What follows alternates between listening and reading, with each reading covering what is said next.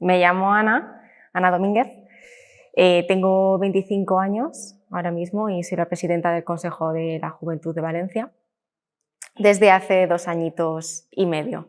Pues el Consejo de la Juventud de Valencia es una institución que tiene más de 30 años, se creó en los primeros años de la democracia y representa a toda la juventud valenciana, asociada y no asociada. Somos los representantes válidos frente, digamos, a las instituciones correspondientes, que en este caso pues, es el Ayuntamiento de Valencia.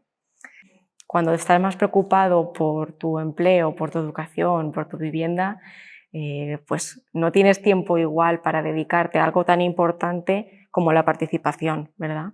Pues imagínate en un momento como ahora.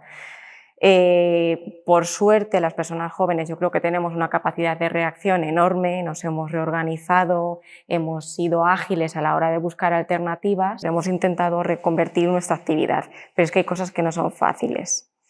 Entonces, por ejemplo, en nuestro caso, la Feria de Asociaciones, que es el evento más grande del año, en el que todas las asociaciones están en un mismo espacio, la gente se conoce, intercambia opiniones, intercambia su día a día, lo hemos tenido que aplazar, es imposible que lo hagamos. Nosotros tenemos suerte, por ejemplo, porque seguimos teniendo la financiación que recibimos cada año, en este caso por parte del Ayuntamiento de Valencia, con un convenio, pero hay muchas asociaciones juveniles que no tienen asegurada su financiación y por tanto su supervivencia.